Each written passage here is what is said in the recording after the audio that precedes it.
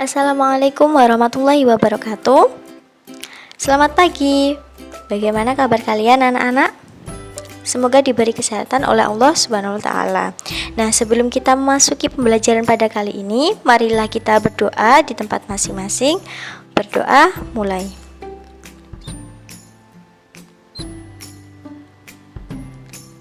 Berdoa selesai. Anak-anak, pertemuan kali ini kita akan belajar tentang pola bilangan, di mana saya mempunyai pertanyaan nih buat kalian sebelum kita masuk pada materi. Yang pertama, apakah kalian pernah melihat atau menyusun kartu seperti gambar di samping? Apakah kalian pernah melihat, bahkan kalian menyusunnya? Oke, dijawab. Selanjutnya, pertanyaan kedua, apakah bentuk penyusunan kartu tersebut teratur dari bentuk satu ke bentuk selanjutnya? Apakah dari bentuk sini sampai selanjutnya ke atas, apakah teratur menurut kalian? Silahkan dijawab.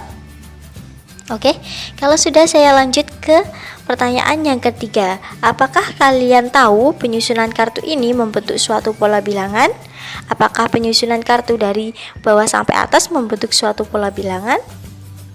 Oke, kalau sudah saya akan lanjut ke pengertian materi agar kalian lebih memahaminya. Oke, pengertian pola bilangan. Nah, di sini pola sendiri dapat diartikan sebagai sebuah susunan yang mempunyai bentuk teratur dari bentuk satu ke bentuk berikutnya. Sedangkan bilangan adalah sesuatu yang digunakan untuk menunjukkan kuantitas di mana ada banyak dan sedikit. Dan ukuran tersebut ada berat, ringan, panjang, pendek, luas, suatu objek yang akan diukur. Nah, bilangan ditunjukkan dengan suatu tanda atau lambang yang disebut dengan angka. Nah, kalian pasti tahu ya, 1, 2, 3. Dari sini, pola bilangan dapat diartikan sebagai susunan angka-angka yang membentuk teratur dari bentuk satu ke bentuk berikutnya. Oke, dari sini anak-anak paham? Saya lanjut ke penjelasan selanjutnya. Di sini saya mempunyai pertanyaan lagi nih buat kalian. Pertanyaan yang keempat. Pada baris pertama, gambar tersebut dibutuhkan berapa kartu untuk menyusun pola bilangannya? Dari baris pertama ini, berapa kartu untuk menyusun pola bilangannya?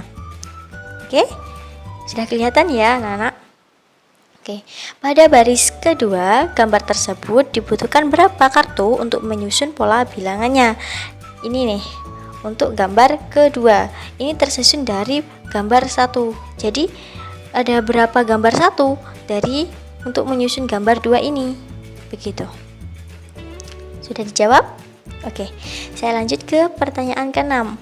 Pada baris ketiga, gambar tersebut dibutuhkan berapa kartu untuk menyusun pola bilangannya? Ini berapa kartu untuk menyusun pola bilangannya? Gambar ketujuh. Soal ketujuh, maaf.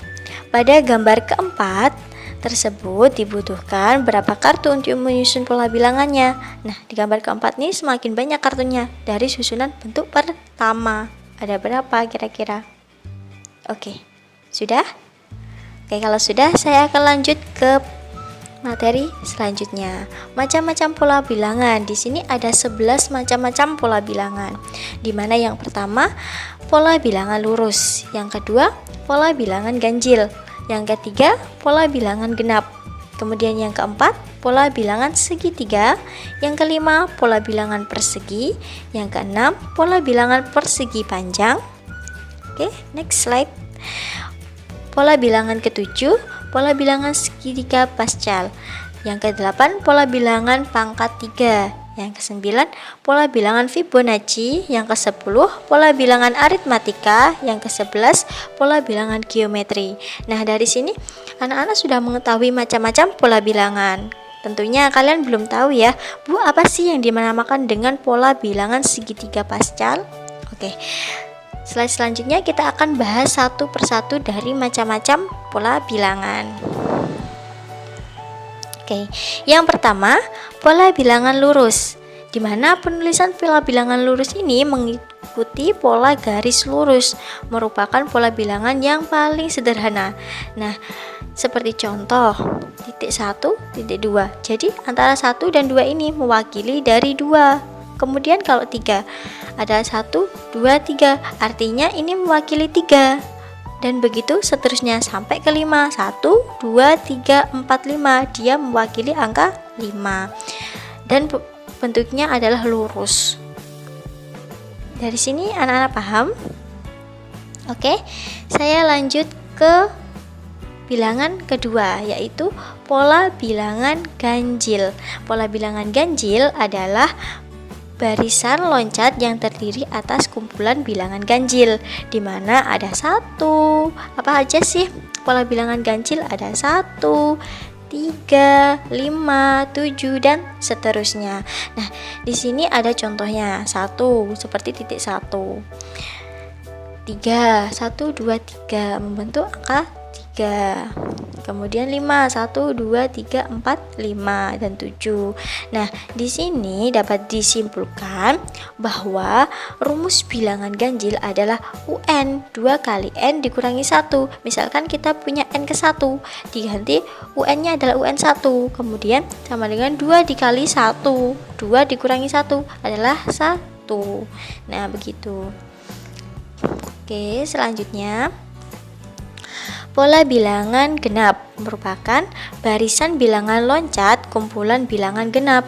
Rumus UN pola bilangan genap dan bentuk pola bilangannya adalah 2N. Contoh, seperti contoh kita mempunyai pola tadi untuk bilangan genap adalah 2N. Jika kita mau mengetahui pola bilangan yang pertama, kita ganti untuk N-nya adalah 1. Jadi 2 dikali 1 sama dengan 2. Kemudian kita mau mengetahui barisan keempat misal, berarti untuk N-nya kita ganti 4. Jadi 2 dikali 4 sama dengan 8. Nah, begitu untuk seterusnya. Kan nggak mungkin nanti kita kalau pengen mengetahui barisan ke 100 kita hitung satu-satu, kita gambar satu-satu. Nah, nggak mungkin kan? Kita pakai pola bilangan 2N untuk bilangan genap. Oke, anak-anak, selanjutnya pola bilangan segitiga. Nah, pola bilangan segitiga ini menempati urutan keempat, di mana barisan bilangan yang mewakili bundaran pada yang dapat membentuk segitiga. Nah, di sini ada 1, 3, 6 dan 10, di mana ini mewakili bentuk dari segitiga. Seperti 10 ini, jika saya mempunyai 9 bundaran, maka dia tidak akan mewakili segitiga. Kan kalau 10 mewakili karena dia berbentuk segitiga. Oke, selanjutnya yang kelima, pola bilangan persegi. Pola bilangan persegi memiliki pola yang sama dengan pola bilangan pangkat 2, di mana rumusnya adalah N pangkat 2.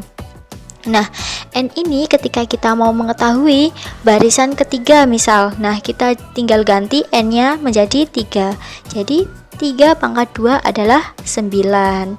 Betul kan? Dari 1, 4, 9 dan seterusnya. Jika kita mau mencari N ke 100, nah tidak perlu kita menghitung seperti ini. Kita bisa menggunakan rumus N pangkat 2. Oke, selanjutnya pola bilangan persegi panjang seperti urutan berikut 2, 6, 12, 20. Nah, dari mana ini? Ini dari rumus UN untuk pola persegi panjang, di mana mencari UN adalah N dikali N plus 1, di mana N adalah bilangan asli. Nah, misalkan kita mencari barisan yang kedua, berarti kita ganti N-nya menjadi 2. Kemudian yang di dalam kurung juga kita ganti 2. Nah, otomatis yang di dalam kurung ini kita jumlahkan terlebih dahulu. N ditambah 1 berarti 2 ditambah 1 adalah 3. 3 kemudian dikalikan N-nya tadi berapa? N-nya adalah 2. 2 dikali 3 adalah 6. Berarti pola barisan kedua adalah 6. Nah, begitu seterusnya untuk pola persegi panjang. Rumusnya adalah N dikali N plus 1. Oke, selanjutnya Yang ketujuh adalah pola bilangan Pascal, merupakan jumlah bilangan-bilangan dari setiap baris pada segitiga Pascal, yaitu pola, deret, rumus, dan jumlah n suku pertama pada bilangan segitiga berikut. 1, 2, 3, 8, 16. Nah, di mana pola bilangan segitiga Pascal ini adalah 2 pangkat n negatif 1, di mana n tadi adalah bilangan asli. Seperti ini ya, bilangan segitiga Pascal. Loh, kok seperti ini urutannya? Kalau kalian lupa, ini segitiga Pascal dari 1 maka turun 1, kemudian dari 1 ini juga turun 1 ditambah 1 sama dengan 2, kemudian satunya turun, begitu juga selanjutnya.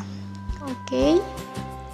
Yang ke-8 adalah pola bilangan pangkat 3, adalah pola bilangan di mana bilangan setelahnya merupakan hasil dari pangkat 3 dari bilangan sebelumnya. Seperti contoh 8. Nah, dari pertama ini kan 2 ini 8 ini berasal dari mana? Yakni 2 pangkat 3, hasilnya 8. 512 ini dari mana? Yakni 8 pangkat 3, dan seterusnya. Selanjutnya ke-9, pola bilangan Fibonacci adalah susunan bilangan yang berawalan 0 dan 1 dan diperoleh dari penjumlahan 2 bilangan sebelumnya. Nah, dari sini seperti contoh 1 ketika ditambahkan dengan 1 urutannya adalah 2. Kemudian 1 ditambah dengan 2 urutannya adalah 3 untuk selanjutnya. Kemudian 2 ditambah dengan 3 urutannya adalah 5, dan seterusnya seperti itu.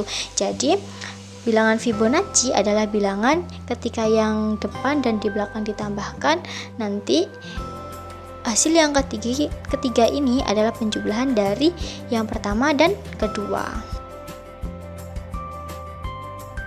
Yang ke-10 adalah pola bilangan aritmatika, adalah bilangan yang susunannya memiliki selisih tetap antara kedua sukunya. Pola bilangan aritmatika dapat kita rumuskan sebagai berikut ini. Ketika kita mempunyai UN sama dengan A ditambah N dikurangi 1 dikali beda, di mana A adalah suku pertama. Suku pertama itu apa? Ketika kita mempunyai 1, pola bilangan 1, 4, 7. Nah, dari 1 itu adalah suku pertama. Kemudian B itu apa? B adalah beda antara 1 ke 4, yaitu ditambah 3, makanya jadi 4. Kemudian N adalah urutan bilangan ke N. Nah, begitu ya. Yang ke-11 yang terakhir adalah pola bilangan geometri, adalah susunan bilangan yang membentuk pola dengan rasio selalu tetap antara kedua sukunya. Contoh bilangan berikut ini ada 2, 6, 18, 54 dan seterusnya. Nah, dari 2 ke 6 ini memiliki rasio 3, sedangkan ke 6 ke 18 adalah 3, berarti antara semuanya tetap rasionya dan seterusnya. Jadi dapat disimpulkan bahwa rumus bilangan geometri adalah UN sama dengan A pangkat N negatif 1. Nah, setelah mendengarkan dari berbagai uraian tadi, saya punya pertanyaan nih buat kalian.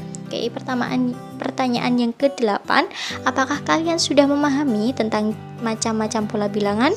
Sudahkah kalian memahaminya? Oke, kalian jawab dulu. Oke, yang ke-9, ada berapakah macam pola bilangan? Ada berapa nih macam-macam pola bilangan tadi? Sudah saya jelaskan ya. Kemudian yang ke-10, coba sebutkan. Nah, ini coba sebutkan macam-macam pola bilangan tersebut. Ada berapa? Kemudian kalian sebutkan. Oke, saya rasa cukup dari saya. Cukup sekian dan terima kasih. Wassalamualaikum warahmatullahi wabarakatuh. Jangan lupa belajar ya anak-anak.